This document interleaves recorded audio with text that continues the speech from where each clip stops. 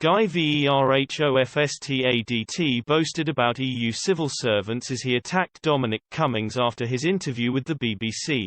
The former special advisor to Boris Johnson admitted he thought Boris Johnson being Prime Minister was terrible for the country, but that he and a few dozen backers sought to use his premiership to their advantage.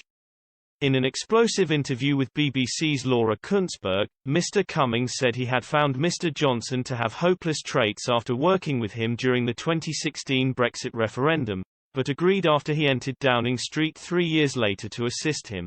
Sharing a clip of the infamous interview on his Twitter page, Mr. Verhofstadt took the opportunity to gloat about the EU.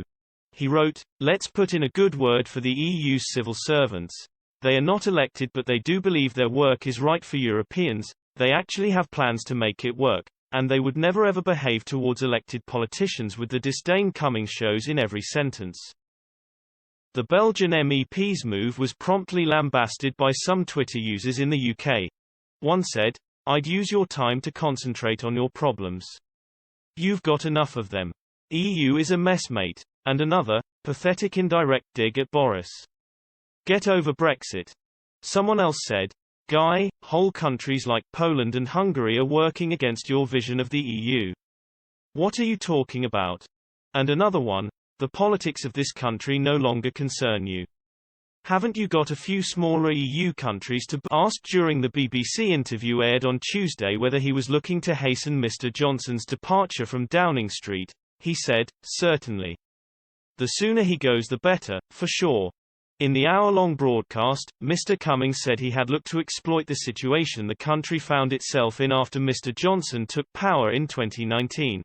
Mr. Cummings, asked whether he had agreed to work with Mr. Johnson so he could get him to do what you wanted, replied, "In part, yes.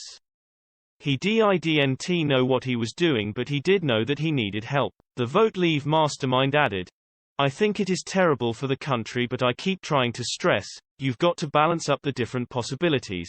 From a practical matter, all our options were bad, so it was, which is the least bad option?